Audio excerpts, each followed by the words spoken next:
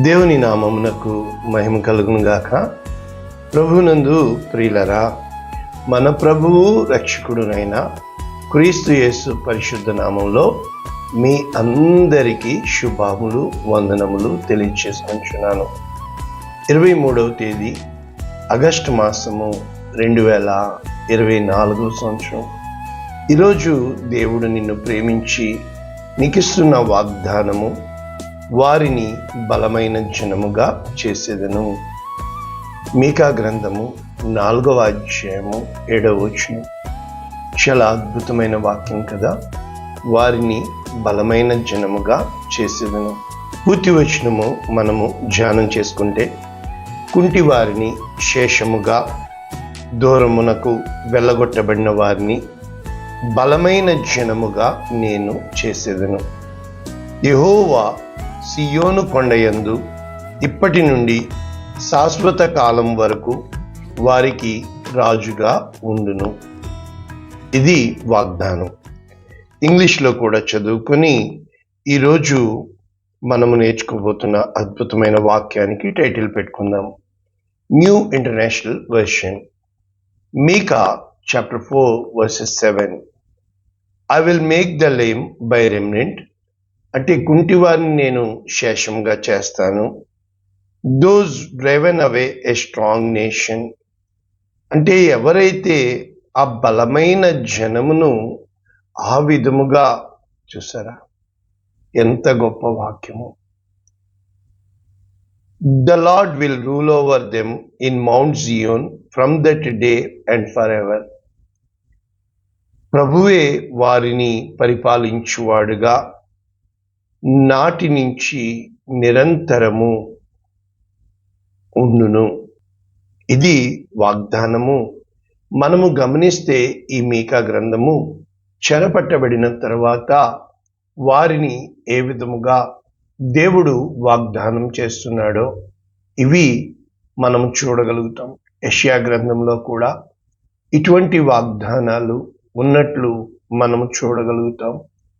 ఈరోజు మనము నేర్చుకుంటున్న వాక్యము టైటిల్ మీకు అర్థమైంది కదా. Very simple. ఏమని చెప్పుతున్నాడు? బలమైన వారిని బలము గల జనాంగముగా అనటం లేదు. బలహీనమైన వారిని బలమైన జనముగా. మనకందరికీ తెలిసిన వాక్యం తెలుసు కదా. వారిలో ఎన్నిక లేనివాడు బలమైన జనమగును, ఒంటరి అయిన వాడు 1000 మంది అగును. చాలాసార్లు దేవుని యొక్క విశేషమైన ప్రణాళిక మనకు అర్థం కాక, ఆయన శక్తి సామర్థ్యాలు మనము గ్రహించలేక మనము ఏ విధముగా ఏడవబడతాము అంటే జీవితంలో. ఇప్పుడు మీకు అర్థమైంది కదా. ఈరోజు చేసేవాడు ఎవరు? దేవుడు. కనుక ఇది వాగ్దానం. I will make them. ఇది టైటిల్. అంటే బలమైన పట్టణమును బలహీనముగా, బలహీనమైన పట్టణమును బలముగా చేసేవాడు. నేర్చుకుందాం వాక్యం. రోమీయులకు రాసిన పత్రిక 4వ అధ్యాయం 17వ వచనం ఏం చెప్తుంది? మృతులను సజీవులుగా చేయవాడు, లేని వాటిని ఉన్నట్టుగా పిలుచువాడు. అంటే దేవుని యొక్క వాక్యము, దేవుని యొక్క శక్తి సామర్థ్యాలు అనుక్షణము ఆది కాండము నుంచి ప్రకటన వరకు బైబిల్లో మనం చూడగలుగుతాం. మొదటిగా ఈ మీకా గ్రంథము 4వ అధ్యాయము మనకి ఏమి చెప్తుంది అనేది మనము చూసి వాక్యపు లోతుల్లోనికి వెళ్ళిపోదాం. ఈ మీకా గ్రంథం 4వ అధ్యాయము ఇక్కడ మనము చూసినప్పుడు మొదటి వచనం, అంచె దినములలో యెహోవా మందిర పర్వతం, the temple on the mount అని మొదలుపెట్టి రిస్టోరేషన్ అనేది అంటే తిరిగి కట్టబడుట. క్షణాలుగా మనం నేర్చుకుంటున్నాము. తిరిగి కట్టబడుట అంటే ఒకప్పుడు బలమైన జనమే, కానీ కాలక్రమంలో బలహీనమైపోయింది. దేవుని యొక్క వాక్యము కంటే మనము చూస్తున్న గ్రహింపును బట్టి చూస్తే ఒక పేదవాడు పెద్దవాడైతే చాలా గొప్పగా చెప్పుకుంటాం. అదే విధముగా పెద్దవాడు పేదవాడైతే అయ్యో అంటామేమో తెలీదు, కానీ ఇతని పని అయిపోయింది అంటాం. కానీ జీవితంలో ఉదాహరణకి నన్ను చెప్పనీయండి. బ్యాటరీ తెలుసు కదా, అది DC అంటారు, డైరెక్ట్ కరెంట్. ఈ కరెంటు తెలుసు కదా, AC అంటారు, ఆల్టర్నేషన్ కరెంట్. అలాగే నీవు నేను మన గుండె ఆ ఫ్రీక్వెన్సీ తీసినప్పుడు ఎత్తు లోయ, ఎత్తు లోయ అంటే ఆల్టర్నేషన్. ఒకటి పీక్ హైకి వెళ్తుంది, ఇంకొక పీక్ లోకి వస్తుంది. జీవితంలో కూడా పల్స్ లబ్ డబ్ అంటే కుట్టుకుంటుంది, ఆగుతుంది. కెరటాలు కూడా పైకి ఎగుస్తాయి, కింద పడతాయి, మళ్ళా పైకి ఎగుస్తాయి. జీవితము అనేది అందరికీ కూడా ఈక్వేషన్ మనం చూసినప్పుడు ఈ విధంగానే ఉంటుంది. చాలా మంది నా జీవిత అనుభవంలో చూసినప్పుడు ఈరోజు వస్తారు కదా, చాలా భయంకరమైన వేదనతో, దుఃఖముతో, ఇంకా జీవితం అయిపోయింది అన్నట్టుగా వస్తారు. నేను ప్రశాంతంగా వారిని ఉంచడానికి ప్రయత్నం చేస్తాను. మరుసటి రోజు ఇదే నా వీళ్ళు, అరే ఈరోజు చచ్చిపోతానన్నారే అన్న విధముగా వాళ్ళల్లో మార్పు కలుగుతుంది. ఇంతకీ పరిస్థితులు మారినయా? మాలా. ఇంతకీ వాళ్ళ పక్కన ఉన్న వాళ్ళందరూ ఎవరైనా మారి ఇతన్ని బాగా ప్రేమించి కాదు. అతనిలోనే ఒక తెలియని ఆశ, ఒక తెలియని ధైర్యము పుడుతుంది. చాలాసార్లు నేను అనుకుంటూ ఉంటాను, నిజంగా మన బయట కంటే మన లోపల జరిగేదే. నేను ఈ వాక్యాలు యూట్యూబ్లో వచ్చిన దగ్గర నుంచి నేను మీకు ఫోకస్ చేసి నేర్పిస్తుంది మీ లోపల జరిగే విషయాలే. దేవుడు ఎప్పుడు అంతరంగమందు దేవుడు కావాలి, బహిరంగంగా దేవుడుగా ఉండడానికి ఆయన ఇష్టపడడు. ఆయన నిన్ను రహస్యమున చూస్తున్నాడు అంటే నీ హృదయ అంతరంగాలు ఎరిగిన దేవుడు. ఉదాహరణకి దేవుని వాక్యమును మనం దేనితో పోల్చగలము అని మనం చూసినప్పుడు వెరీ సింపుల్.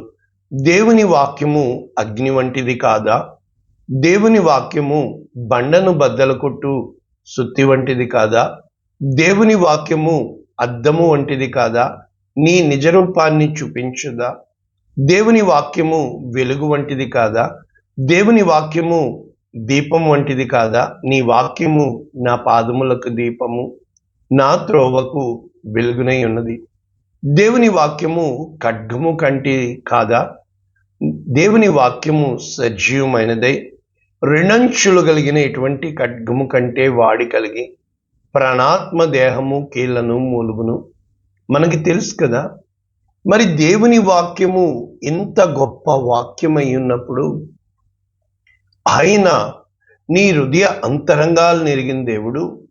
ఈరోజు నేనేం చెప్పడానికి ప్రయత్నం చేస్తున్నానంటే తెలుసా, చెరలోనికి పంపువాడు ఆయనే, చెర నుంచి బయటికి రప్పించువాడు ఆయనే. అంటే నిన్ను కృంగదీయువాడు ఆయనే, లేవనెత్తువాడు ఆయనే. ఇది మనం నేర్చుకోవాలి. జీవితంలో అతి ప్రాముఖ్యమైన విషయం ఏంటంటే ప్రభునందు ప్రియులరా, నేను నేర్చుకుని మీకు నేర్పిస్తుంది అంగీకరించడం, యాక్సెప్టెన్స్. జీవితంలో మనం ఫెయిల్ అవ్వడానికి కారణం ఏంటంటే ఇగ్నోరెన్స్. మనము దాన్ని పట్టించుకోకపోవడం, అంటే లెక్క చేయలేకపోవడం, మనం దాన్ని ఒప్పుకోకపోవడం. చాలా విషయాల్లో తప్పుకోవడానికి ప్రయత్నిస్తాం, కానీ ఒప్పుకోవడానికి ప్రయత్నించాం. కారణం ఏంటంటే అది మన అహాన్ని దెబ్బతీస్తుంది. చాలాసార్లు ఎదుటివాడి అహాన్ని అంటాం, కానీ మనలో ఉన్న అహం అంటే ఏమి కాదు తెలుసా, నేనే. ఎప్పుడైతే మనకి దేవుని యొక్క వాక్యం ఈరోజు ఏం చెప్తున్నాను, బలహీనమైన వారిని బలముగా చేసేవాడను నేనే. ఒకసారి వాక్యము వెళ్తే ఇక్కడ ఏమంటున్నాడు, యెహోవా మందిర పర్వతముల శిఖరమున స్థిరపరచబడి కొండల కంటే ఎత్తుగా ఎత్తపడగా ప్రవాహము వచ్చినట్లు జనులు దానిలోనికి వచ్చేదారు. కరెక్టే. బస్సు దిగాలంటే ఏం చేయాలి? ముందు బస్సు ఎక్కాలి. అంటే ఇప్పుడు ఎత్తుగా ఎత్తబడును అంటే అర్థం ఏంటి? అంత లోయగా కిందకి దించి వేసేవాడు దేవుడు. కనుక అన్యజనులు అనేకులు వచ్చి సియోనులో నుండి ధర్మశాస్త్రము, ఇది ఇంతకు ముందు నేర్పించాను, యెషయా గ్రంథం 2వ అధ్యాయంలో ఉంటుంది. కనుక దేవుని మార్గాలు మనకి అర్థమైనప్పుడు ఇప్పుడు మనము ఎక్కడి నుంచి నేర్చుకోవాలి అని అంటే 6వ వచనం నుంచి రిస్టోరేషన్. ఆ దినమున నేను కుంటివారు అంటే కాలు చెయ్యి ఇది కాదు, బలహీనమైపోయిన వారు, ఇంకా ఎటువంటి ధైర్యం ఉండదు, అన్ని ద్వారాలు మూసుకుపోతాయి, అన్ని ప్రయత్నాలు అయిపోతాయి. ముఖ్యంగా వయసు కాలం మితిమీరిపోతుంది. 3 స్థాయిలు నేను నేర్పిస్తాను, వినండి, నేర్చుకోండి. నా చిన్నప్పుడు అందరూ అడిగేవారు, నాన్నగారు ఏం చేస్తారు అని. రైట్, అది చిన్నప్పుడు బాల్యం. పెద్దవాడిని అయినప్పుడు ఏం చేస్తున్నారు అంటారు, అది మధ్య వయసు, యవ్వనం.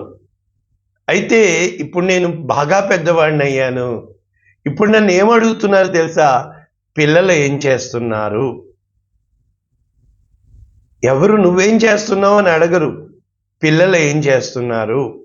3 స్థాయిలు చెప్పాను కదా. అంటే మన తల్లిదండ్రులు మనల్ని కన్నవారు, మనము కన్నవారం, మధ్యలో ఉన్నాం, మధ్యలో వెళ్ళిపోతాం. అంటే మొదటివాడు కడపటివాడు దేవుడైతే మొదటి వారిని కడపటివారిగా, కడపటి వారిని మొదటివారిగా చేసే దేవుడు ఆయనకు హక్కు లేదా?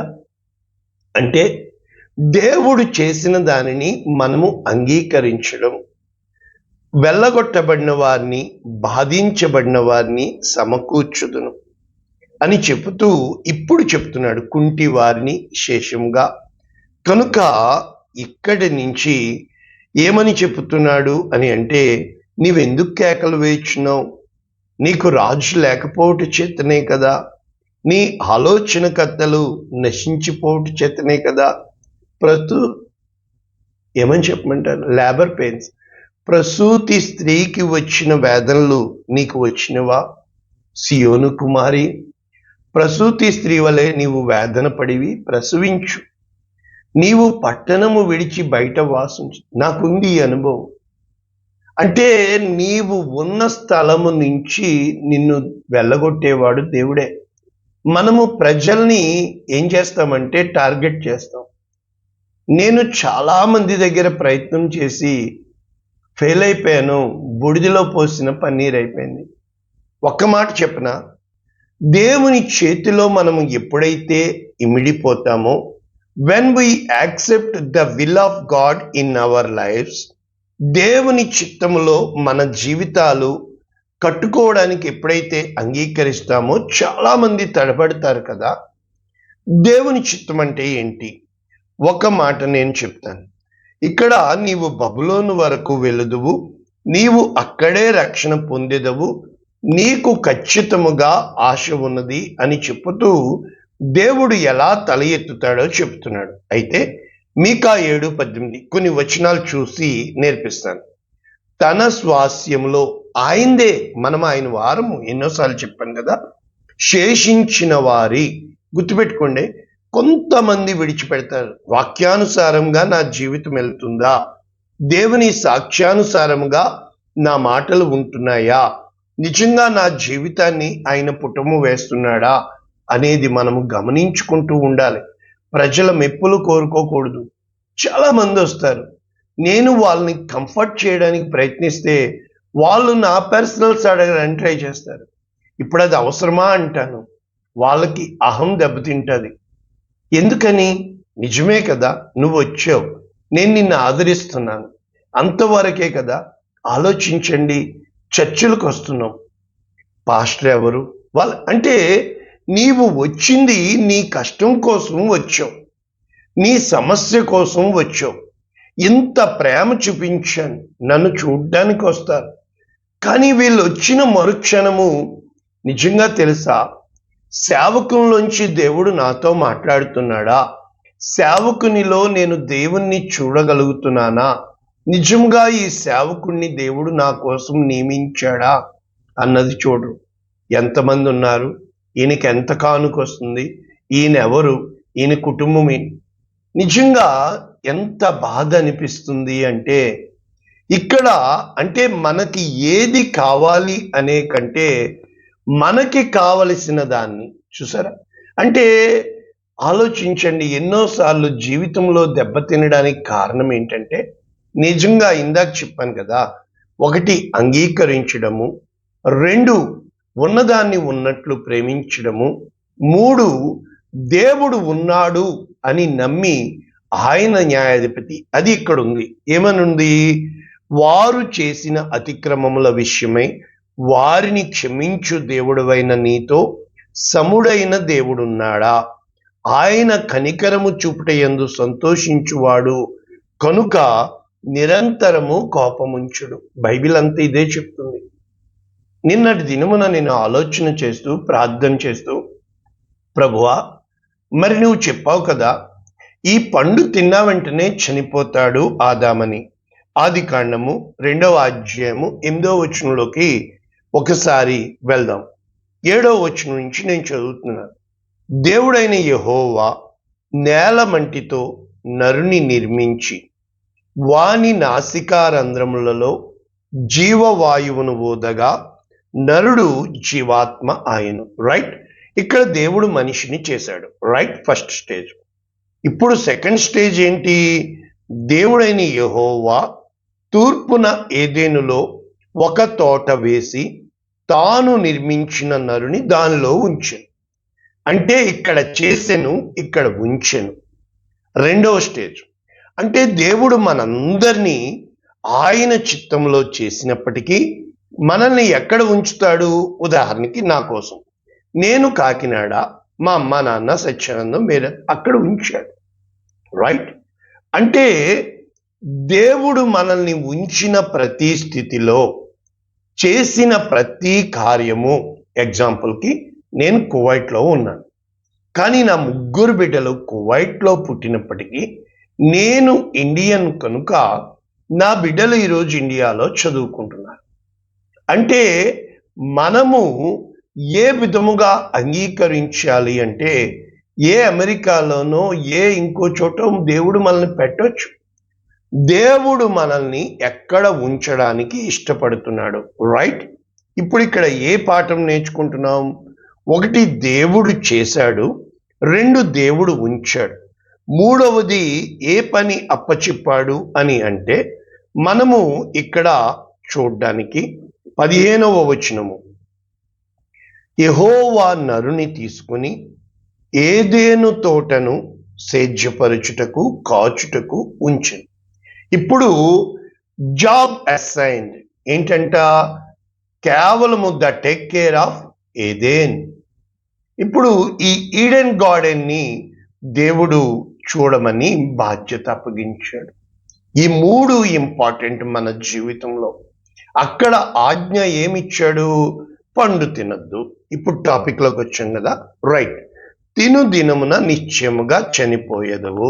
రైట్, అయితే పండు తిన్నారు. రైట్, పండు తిన్నారు. రైట్, మరి చనిపోలేదు అని చాలా మంది అడిగేవారు. అయితే నేను ఆ రోజుల్లో చెప్పలేకపోయాను. ఇప్పుడు ఇంతగా దేవుని యొక్క కృపను బట్టి నాకు ఇవ్వబడిన రెవల్యూషనే ఏమిటి? వ్యాధి, మరణము ఆదాములో ప్రవేశించింది, కానీ ఇంకా చనిపోలా. మరణం ప్రవేశించింది, రోగం ప్రవేశించింది. ఆదాములో మరణము, అవ్వములో జీవం. అవ్వమ్మని అవ్వ అంతకుముందు నారి అన్నాడు. అవ్వ అంటే ఏంటి? జీవము గల ప్రతి వానికి తల్లి. ఇప్పుడు ప్రసవేదన చెప్పాను కదా. రైట్, ఇప్పుడు లాజిక్కి వస్తే మనము మొట్టమొదట ఎవరు చనిపోయారు? మరణము ఎవరిని వచ్చించింది? చూసారా, కయీను హేబెల్ని చంపేశాడు.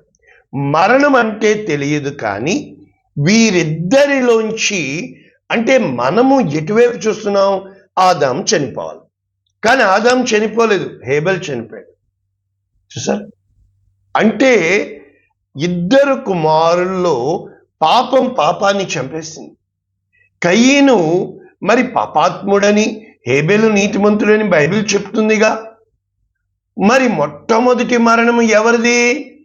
పాపము వలన వచ్చు జీతం మరణము, కానీ నీతిమంతుడు చనిపోయాడు. అంటే ఈ మరణము నీతిని చంపేసింది. చూసారా? అంటే ఎప్పుడైతే హేబెలు చనిపోయాడో, మీకు తెలుసా, దేవునితో మొట్టమొదట ఎత్తబడిన వాడు, పరలోక రాజ్యమునికి వెళ్ళిన వాడు ఎవరు? హానోకు. హేబెలు, హానోకు. ఏబెల్, హెనోక్, ఈనోక్ అంటారు. రెండు ఈ చూసారా? Aiden garden. చూసారా? ఏబెల్ అంటే మన జీవితంలో ఎప్పుడైతే మొట్టమొదట దేవుడు తనతో తీసుకెళ్ళిపోయిన వాడిని, 7వ వాడైన హానోకు, రైట్? అప్పటికి టైం లైన్ వేసుకోండి. 930 సంవత్సరాలు ఆదాం బ్రతికున్నాడు. 365 సంవత్సరాలు, ఖచ్చితంగా ఒక సంవత్సరము అంటే 365 రోజులుగా అతను వెళ్ళిపోయాడు. భార్య ఉంది, బిడలున్నారు. మిస్సెస్ ఆనోకు చెప్పలేదు, మరి చిల్డ్రన్ ఆఫ్ చెప్పలేదు. అంటే ఆదాము బ్రతికి ఉండగానే హనోకు వెళ్ళిపోయాడు పరలోక రాజ్యంలోకి. ఆదాము బ్రతికి ఉండగానే హేబెల్ చనిపోయాడు. అంటే ఇక్కడ మనం ఏం చూడగలుగుతున్నాం? మరణం, పునరుద్ధానం, దేవునితో ఎత్తబడుట. వాక్యము ఎంత గొప్పది అని అంటే, ఇప్పుడు మీకు అర్థమైంది కదా నేను చెప్పాను. అంటే దేవుడు మట్టితో మనిషిని చేసినా ఎక్కడ ఉంచాడు?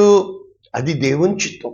ఇప్పుడు వాక్యపు లోతుల్లోనికి వెళ్తే, మనము కొంచెం వాక్యం నేర్చుకుంటే, మధ్యలో చిన్న కథ చెప్తాను. ఒక రాజుగారు వెళ్ళారంట. ఒక చిలక ఎగురుకుంటూ చాలా అందంగా ఉంది, ముచ్చట వేసింది. రాజుగారు చిలకని తెచ్చి ఇంట్లో పెట్టారు. ఇప్పుడు రాజుగారి చిలక అయ్యింది. ఇప్పుడు దానికి ఏమేమి పెట్టారు? బాదాములు, పిస్తాలు, అవి ఇవి పెట్టారు, జీడిపప్పులు. అది ఎగరడం మానేసింది. రాజుగారు ఒక నెల రోజులు అయిపోయాక చూడ్డానికి వచ్చారు. చిలక చాలా అందంగా, బుజ్జిగా, బొండుగా తయారైంది.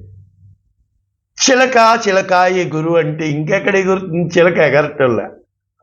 అప్పుడు రాజు చాలా బాధపడి, ఇదేంటి ఇంత అందంగా ఎగురుతుంది కనుక తెచ్చిపెట్టుకున్నాను కదా అని చెప్పి, ఈ చిలకను ఎగిరేటట్లు ఎవరైనా చేస్తే వారికి బహుమానం ఇస్తాను. ఒక పేద రైతు వచ్చాడు కదా. వెంటనే ఏం చేశాడు? ఆ యొక్క ఏ కొమ్మ మీద కూర్చుందో చిలక, ఆ కొమ్మని నరికేశాడు. దెబ్బకి చిలక ఎగిరింది. అంతే కదా. సుఖానికి అలవాటు పడిపోతే, కంఫర్ట్ జోన్లో ఉన్నంత కాలము నీవు నేను ఏమీ చేయలేం. మనము ఎగరాలి. ఒక గొంగలి పురుగులోనే దేవుడు సీతాకోక చిలుకను పెట్టాడు. ఇప్పుడు దేవుని కోసం కొంచెం 2-3 వాక్యాలు నేర్చుకుందాం. యెహెజ్కేలు గ్రంథం 17వ అధ్యాయం 24వ వచనం ఏమంటున్నాడు? యెహోవానగు నేనే ఘనమైన చెట్టును నీచమైనదిగా, నీచమైన చెట్టును ఘనమైనదిగా చేయువాడననియు. చేసే దేవుడని చెప్తున్నాను కదా. ఒంటరి అయిన వాడిని 1000 మందిగా, ఎన్నికలైన వాడిని బలమైన జనముగా. ఓకే. పచ్చని చెట్టు ఎండిపోవునట్లు, ఎండిన చెట్టు వికసించినట్లు. ఇక్కడ ఒక పాయింట్ చెప్పిన, అహరోను ఎండిపోయిన కర్ర బాదాము పుష్పించలేదా? ఎండిపోయిన ఎముకలు మరి, రైట్? అయితే ఎండిన చెట్టును ఏమంటున్నాడు? వికసించినట్లు చేయువాడునని భూమి యందుండు సకలమైన చెట్లకు తెలియదు. అంటే నీవు నేను మన జీవితంలో దేవుణ్ణి తెలుసుకోవడమే జీవితం. ఇక్కడ నిర్గమకాండము 33వ అధ్యాయము 19. అప్పుడు మోషేతో రానంటాడు కదా. దేవుడు ఏం చెప్తున్నాడు? నా మంచితనం అంతయు నీ ఎదుట కనపరిచదు. మనకి కీడు జరుగుతూ ఉంటుంది. మనం ఎలా ఆలోచిస్తాలి? ఏమేలు చేస్తున్నాడు దేవుడు, ఇప్పుడు ఏమేలు చేస్తున్నాడు, అది కీడు. సపోజ్ ఒకరు చనిపోయినా, ఒక గాయమైనా, ఒక యాక్సిడెంట్ అయినా, ఉన్నది పోయినా, నీవు అడుక్కు తినే స్థితిలో ఉన్నా, నువ్వు ఎలా ఆలోచించాలి? దేవుడు ఏమేలు చేస్తున్నాడు, కష్టంగా ఉంది కదా, చెప్పడం ఈజీ లేదు, నేనున్నాను. ఒక సందర్భంలో మళ్ళా చెప్పడానికి ప్రయత్నించాను. నాలోంచి స్వరము, still you are trying to prove you are righteous, నీవు ఇంకా వాదనకు పోతావా? Just I kept quiet. మౌనిని అయిపోయాను. కారణం ఏంటో తెలుసా? ఇంకా ఎదురాడితే, ఇది నేను మంచి అని ఎదుటోడికి అర్థమయ్యేటట్టు చెప్తే, చూడండి ఒక్క మాట చెప్పిన, ఎదుటోడు నిన్ను యాక్సెప్ట్ చేస్తే వాడికి నీ మంచితనము కనబడదు, చెడుతనము కనబడదు. వాడు నిన్ను ప్రేమిస్తాడు. వాడు నీ మంచితనాన్ని చూడు, చెడుతనాన్ని చూడు, వాడు నిన్ను ప్రేమిస్తాడు. అయితే ఎదుటివాడికి నువ్వు అవసరం లేనప్పుడు నువ్వు మంచి చూపించినా వాడికి చెడుగానే అర్థమవుతుంది. చెడు చూపించినా వాడికి అంటే హీ డోంట్ మైండ్ యూ. వాడికి నువ్వు అవసరం లేదు, నిన్ను అర్థం చేసుకోవాల్సిన పని లేదు. చూసా? అంటే దేవుని దగ్గర మనం ఎప్పుడూ కూడా అర్థం చేసుకునే విధంగా రెండు గుర్తుపెట్టుకోండి. నువ్వు అపార్థం చేసుకోవడం వల్ల నీకే నష్టం, నీవు కోపపడడం వల్ల నీకే నష్టం. ఇవి రెండు నీకే నష్టం. మనము రెండు, అపార్థము మనమే చేసుకుంటాం, కోపము మనమే పడతాం, వయసు అయిపోద్ది, జీవితం అయిపోద్ది. ఇప్పుడు ఏమంటున్నాడు? నేను కరుణించు వాని కరుణించెదను, ఎవని యందు కనికరపడెదనో వాని యందు కనికరపడెదను. మనము ఎక్కువ అవుతుంది కదా, ముగించేసుకుంటే ఒక్కసారి హన్నా దగ్గరికి వెళ్ళి మళ్ళా వెనక్కి వచ్చేద్దాం. ముగించేస్తున్నాను.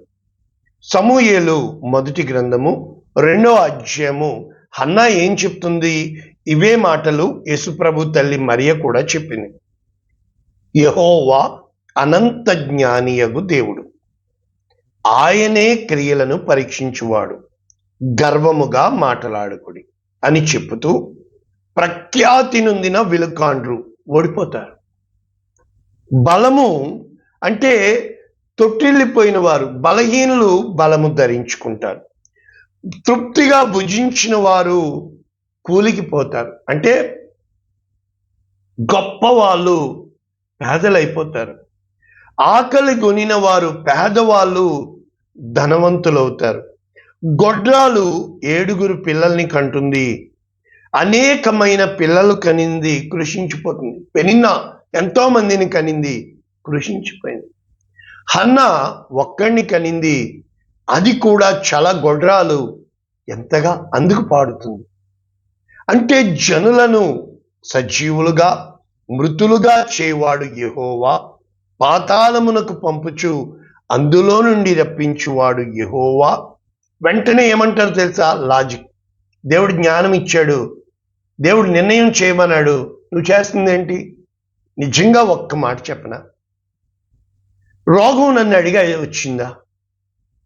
ఆరోగ్యం నన్ను అడిగి వస్తుందా? నాకు ఎవడో ఎక్కడి నుంచో వచ్చాడు, క్షణంలో నేను బయటకు గెంటి వేయబడ్డాను. మరి వాడు అడిగి రానివాడు గాల్లో దీపం పెడితే దీపం అవుతుందా? మరి సైంటిస్టులు కనుక్కుంటున్నారు కదా, ఇప్పుడు మంకీ పాక్స్ వచ్చేస్తుంది కదా, మొన్నంతా కరోనా అన్నారు కదా. మరి నిజంగా ఆ వ్యాక్సిన్ కళ్ళ ముందు ఎంతమంది అలా గుండెకి చచ్చిపోతున్నారు చూస్తున్నాం. యెహోవా దరిద్రమును ఐశ్వర్యమును కలుగచేయవాడు, కృంగచేయవాడు, లేవనెత్తువాడు ఆయనే. ఇంకా చదివితే టైం అయిపోతుంది కదా. రోమియోలకు రాసిన పత్రిక చెప్పి ముగించేస్తానే. 9వ అధ్యాయం 11వ వచనం. ఏర్పాటును అనుసరించిన దేవుని సంకల్పం ఇది నేను చెప్తున్నాను, క్రియల మూలముగా కాక పిలుచువాని. ఇది నేను చెప్తున్నాను. ఆయన ఉంచాడు. He placed you, he knows you, he has a plan for you. ఇది దయచేసి గమనించండి, ఇది నేర్చుకోండి. నువ్వు ఎంత పోరాడినా నీ రంగు మార్చుకోలేవు, ఎంత గెలిచినా నీ హృదయంలో సంతోషాన్ని తెచ్చుకోలేవు. ఎందుకు తెలుసా? జీవితం అనేది ఆయన మనకి యజమానుడు. కనుక ఇక్కడ ఏమంటున్నాడు? పిల్లలు ఇంకా పుట్టక మునిపే. మరి యాకోబు ఏశావుల్ని దేవుడు చెప్పాడు కదా, చిన్నవాడు పెద్దవాడవుతాడు, పెద్దవాడు చిన్నవాడవుతాడు, చిన్నవాడు యజమానుడవుతాడు, పెద్దవాడు దాసుడవుతాడు. అంటే ఏశావును ద్వేషించి తిని యాకోబును మనము అంగీకరించు. అదే చెప్తున్నాను, అంగీకరించు. దేవుని చిత్తాన్ని అంగీకరించు, దేవుని ప్రణాళికని అంగీకరించు, దేవుని ప్రేమని అర్థం చేసుకో. దేవుని యందు అన్యాయం ఉందా? లేదే. ఏమంటున్నాడు? ఎవరిని కరుణించుదనో వాడిని కరుణించదను, ఎవడిని కఠినపరుస్తానో వాడిని కఠినపరుస్తాను. చాలా ఎదిరిస్తాం కదా. నేను నేర్చుకుంది ఒకటే, మా ఇంద్రపాలెం బ్రిడ్జ్ ఎలా ఉంటుందంటే ఇటువైపు ఎక్కాలా అటువైపు దిగాల. జీవితం అంటే ఎలా ఎక్కి వస్తావు అలా దిగుతాం. అంటే యూ షుడ్ యాక్సెప్ట్ ఇట్. నీ ప్రాణాన్ని ఏం చెప్పాలి? దేవా కంట్రోల్ చేసే ప్రభువా, అంగీకరించేటట్లు చేసి ఎంతసేపు ఎదురాడతాను ప్రభువా. కనుక పొందగోరు వాని వలనైనా ప్రయాసపడు వాని వలన కాదు. కానీ అంటే కష్టపడి చదివితే పాస్ అవడా? ఎవడన్నాడు కాదని. ఇష్టపడి చదివితే పాస్ అవడా? ఎవడన్నాడు కాదని. కానీ మీకు తెలుసా, కష్టపడి చదివిన కొన్నిసార్లు ఏమీ రానోడికి ఉద్యోగాన్ని ఇస్తాడు దేవుడు. అన్నీ వచ్చినోడు మూల కూర్చోబెడతాడు. ఆ హృదయంలోనికి వెళ్ళి చూడు, ఏమో తెలియదు కదా.